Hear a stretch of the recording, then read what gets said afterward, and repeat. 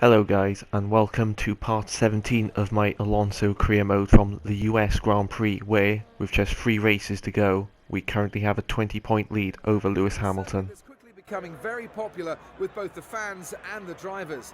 Not only is it an interesting track to drive on, but it also provides a number of really good overtaking opportunities. The straight just before turn 12 is a great place to overtake. It's within the first DRS zone, so the cars can easily close the 1 second gap and get in front before the corner. And if you aren't quite close enough for the move, have a go anyway and see if you can force the other driver into a possible mistake. Watching some of the cars attack the high-speed corners, it occurred to me that this might be one of the more awkward tracks to prepare a car for. Do you go for top speed over grip, or do you look to maximise performance in all the corners? This is the kind of track that rewards good aero, so Red Bull and Mercedes should go well here. To be honest, they go well at most tracks, but their downforce package is so efficient that they could enjoy an even bigger advantage. And of course, as usual, we will retire from qualifying to start from 22nd on the grid. Pole today is Lewis Hamilton. The Mercedes was dominant during qualifying, and with the power unit advantage, well, you just can't see anybody challenging for that race win today. His work isn't done yet. He still needs to take the advantage of being on pole and turn it into a race win. As long as he has no mechanical issues and can stay out of trouble in that first corner, he could make this the perfect weekend. It was a disappointing race last time out for Lewis Hamilton. He needs to bounce back today. In the pre-race interviews, he's been talking a lot about the importance of mental strength and not dwelling on problems and bad performances. Lewis can wear his heart on his sleeve and at times is led by his emotions. I think since his move to Mercedes though, he's showing a greater level of maturity, which is helping him become more consistent in his performances. So here we are for the US Grand Prix. We've got 5 lights. Lights out and away we don't go. As usual, for the 17th time this season, we wait 10 seconds before setting off in pursuit of 21 other Formula 1 cars. And as we come to the end of our first lap, we are just under 2 seconds behind Kobayashi, I think. And as we start the second sector, we are now making a move down the hairpin for P21. Next up is Marcus Ericsson and Adrian Sutil, who are both battling just in front of us for P19. But hopefully we can nab that off the pair of them. We already had Sutil, and now we go up the inside of Marcus Ericsson for P19. And as we start lap 3 now, we are about to go up the inside, I think, of Gutierrez for P18. We get the move done, and now next up is Maldonado, who we go right around the outside of, and now we may be looking to get past Max Chilton and Grosjean in quick succession as well. And wow, Alonso, he's pulled it off once again. Superb overtaking from the Spanish driver, and now starting lap 4 we overtake Jules Bianchi for P14. And now lap 5 we are poised to make a move on Danny Kvyat for P13. We get the move done, and now we will get DRS on Jean-Eric Vergne. And we're now making a move for P12. So we run a bit wide ourselves, but we make the move stick. And now our next target is Jenson Button for P11. We're going to try and make a move at turn 1 once again. I think we outbrake ourselves and go a bit wide, but still make the move stick once again.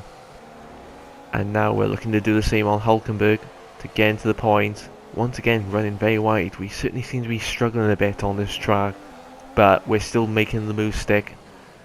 And now we go up the inside of Kevin Magnussen for P9. We don't get the move done initially. He does fight back, but in the end he is powerless against the might of Alonso and Ferrari.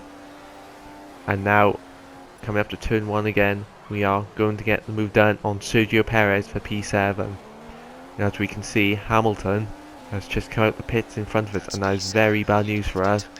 Basically a whole pit stop ahead after just 6 laps, but with cold tyres we could potentially be looking to overtake him, and indeed we do, and Alonso does for the time being move up to P6. And hopefully, as long as we can hold up Hamilton for at least a lap or 2, that could potentially give Rosberg the chance to take the lead, and take some points away from Lewis, but as we can see there, trying to go alongside the Brit around the triple apex corner, I think it was, but we didn't succeed, and he pushes us off the track. And Rosberg, despite having the advantage of fresh air, wasn't able to take advantage, so Hamilton retains the effective lead of this race, and now we are coming under attack from Rosberg in the second Mercedes. Can we do anything to defend against the Mercedes? No, we can't. He outbrakes us, has superior grip at this point in the race, so we have to let him go. And at the end of lap 8, we now make our first stop of the race, putting on another set of option tyres. So, and I think this does bring us out in P9. But then we go back up to P8 a lap later with other drivers making their first stops, and I believe Vettel may have had an incident just in front of us.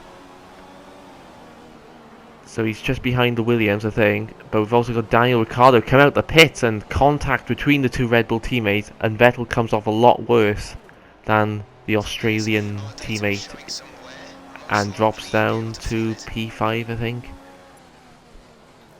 But we're now going to make a move, hopefully, at the hairpin, but we don't quite put it off. But on the second DRS straight, we get the move done, and we move up to P5 with Rosberg just in front of us and behind our teammate Kimi Raikkonen.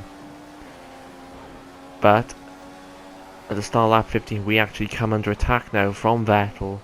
We have to go defensive into turn 1, and bits of front wing all over the track, so don't know whose car that is from. But anyway, we've got more important things to worry about right now, and that is Vettel once again trying to overtake us for P5, but once again we fend him off for the time being. And now at the end of lap 16, we make our second and presumably final stop. We put on another set, our first set of prime tyres for this race, and now with other drivers hopefully making their stops before too long, we will move up a few places, and we're gonna hopefully begin that by overtaking our teammate Kimi Raikkonen for P6.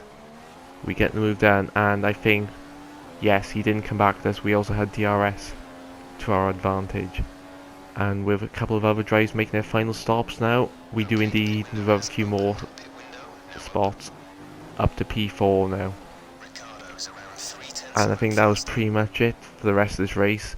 We were not quick enough to catch up to the top 3, but with Raikkonen acting as rear gunner, it was a pretty dull final stint of the race, and we finished in a fairly lonely P4. So not a race win, it's not a podium, but still some very useful points for us, especially considering that Lewis did go on to win the race.